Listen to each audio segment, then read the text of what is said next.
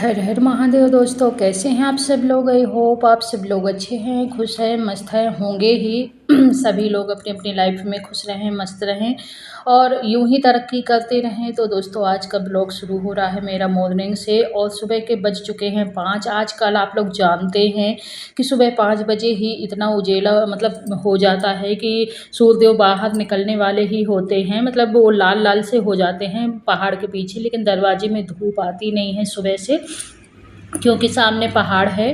तो उसकी वजह से धूप नहीं आ पाती, मतलब आती है लेकिन 6 साढ़े 6 बजे आती है, 5 बजे से नहीं आ पाती।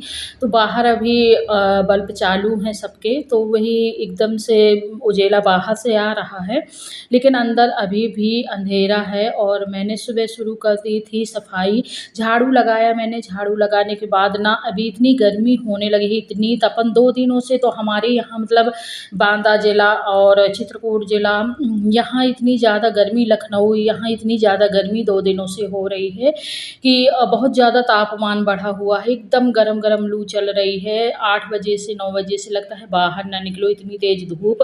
पूरा दिन गरम लू चलती है, शाम को 6-7 बजे तक बहुत ज़्यादा गरम मौसम हो रखा है। तो ये दरवाजे में और गैलरी में ना एकदम से गरम गरम हो जाता है। तो मैंने लगा के ना सटक धुल दिया है।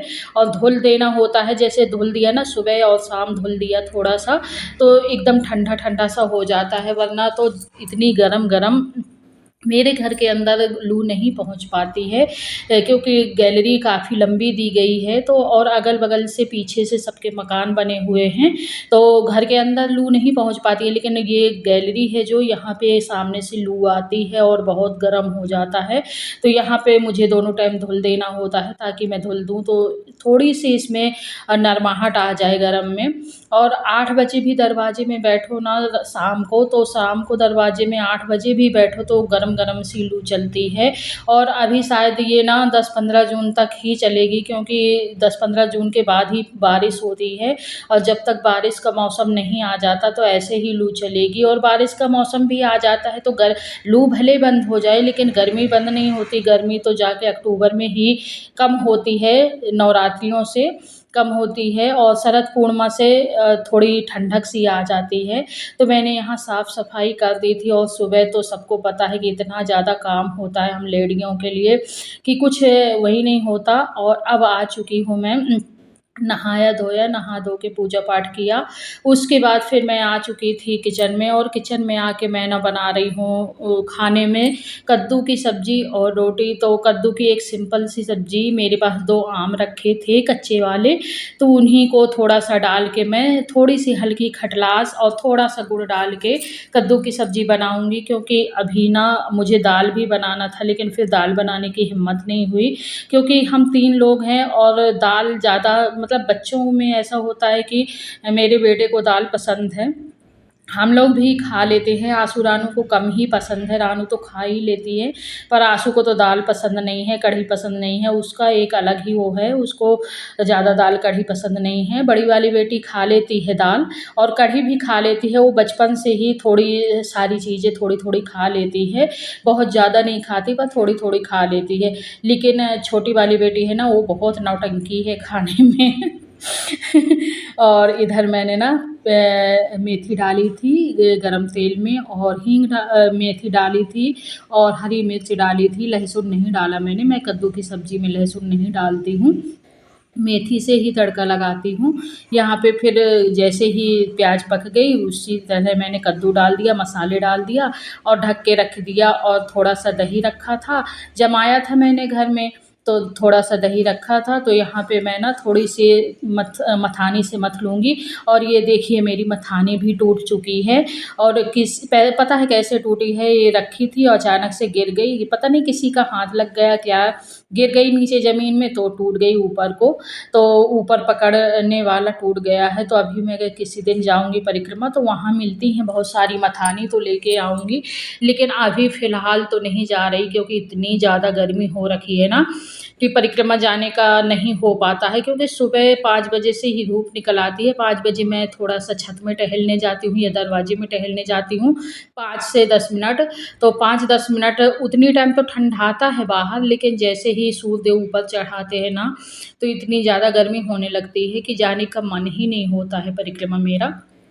जाऊँगी, लेकिन अभी इतनी तपन में तो नहीं हिम्मत पड़ती है, तभी लाऊँगी। अभी काम चल रहा है इसी वाली मथानी से चल रहा है, तो मैंने यहाँ पे मथ लिया है और मैंने थोड़ी-सी जीरा भूँज लिए थे। आप देख सकते हैं, जीरा और मेथी, ज़रा-सी 4 दाना मेथी डाल दिया था, ज़्यादा मेथी नहीं डालना, नहीं तो करछाने लगता है रायता। तो यहाँ पे मैंने जीरा भी भूँज लिया था और भूँज के मैंने ना होसे में, चकला बेलन जिसको कहते हैं, चकले में, हमारे यहाँ हुलसा बोलते हैं चकले को, तो उसमें ना मैंने पीस लिया था। मैंने कहा सिलबट्टे में कौन पीसे, और इसी में मैंने पीस लिया था। अच्छे से पिस जाता है, भुन जाता है तो अच्छे से पिस जाता है, और सब्ज़ी भी मेरी पक चुकी है। और मैं यहाँ पे डाल दूँगी मसाला, और मैंने थोड़ी-सी सब्ज़ी ढक के और रख दी है, थोड़ी-सी सोंधी-सोंधी हो जाती है अगर ढक के रख दो थोड़ा।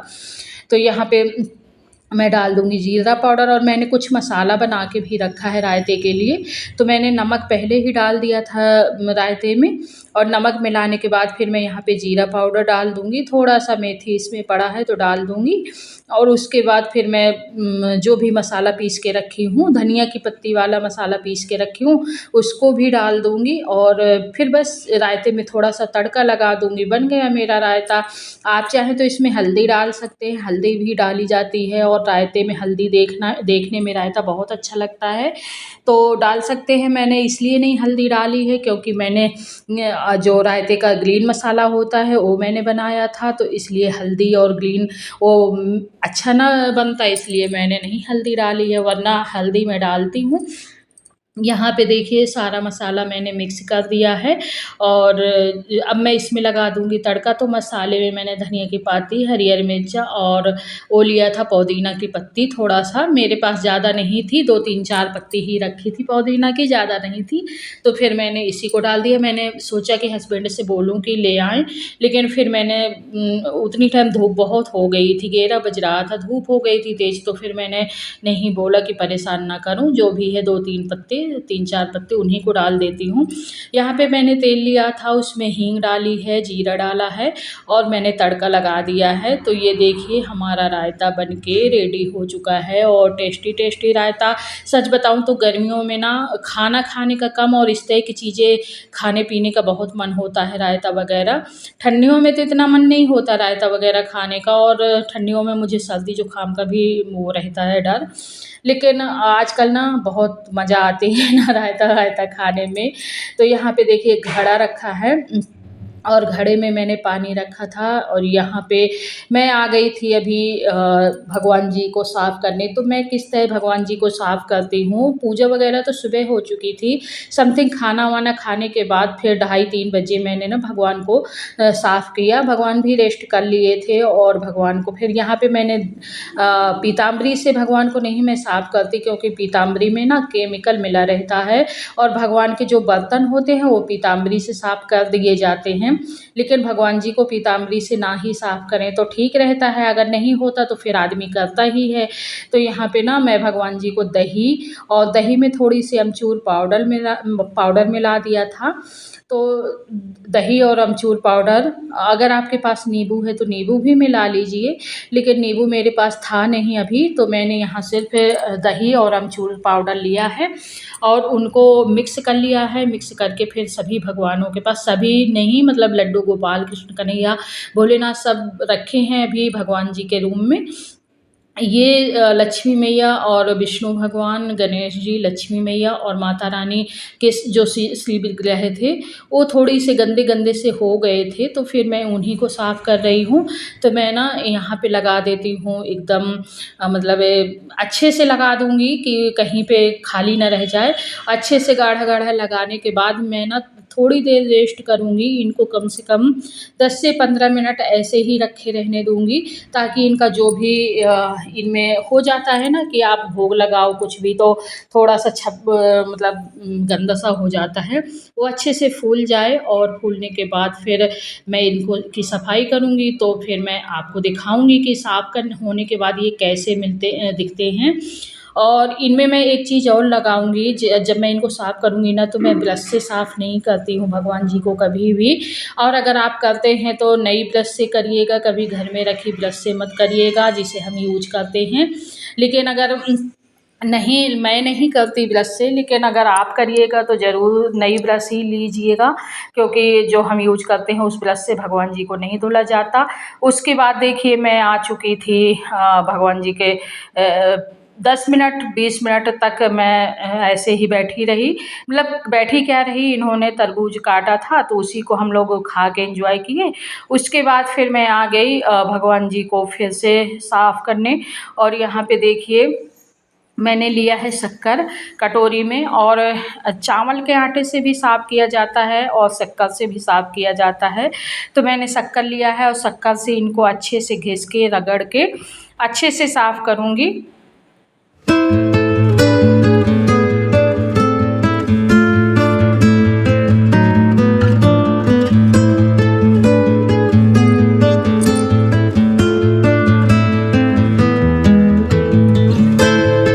ये शक्कर है ना, जो ये ना ब्रश का काम ही करती है और भगवान जी को चढ़ती भी है, और उनको मतलब अच्छा भी लगता होगा शायद। तो यहाँ पे मैं सभी श्री विग्रह को अच्छे से शक्कर से एक बार घिस के फिर जल डाल के साफ़ कर लूँगी। और आप लोग कैसे करते हैं भगवान जी की सफाई, ज़रूर मुझे शेयर करिएगा, ताकि मैं भी शायद वो तरीका अपना सकूं। मैं तो ऐसे ही करती हूँ, बाकी अगर आप लोग किसी और तरीके से करते हैं तो मेरे साथ शेयर ज़रूर करिएगा, ताकि मैं वो तरीका भी अपना सकूं। और यहाँ पे देखिए सभी श्री विग्रह है ना एकदम चमकने लगे हैं, बहुत अच्छे साफ़ हुए हैं, और मैं धुल के आप लोगों को दिखाऊंगी।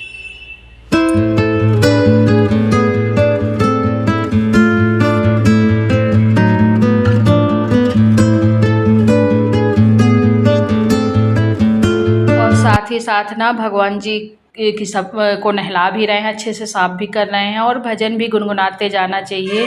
तो इस तरह के संकट हमारा कौन हरेगा, कष्ट हमारा कौन हरेगा, तुम ना सुनोगे तो कौन सुनेगा, तुम ना सुनोगे तो कौन सुनेगा।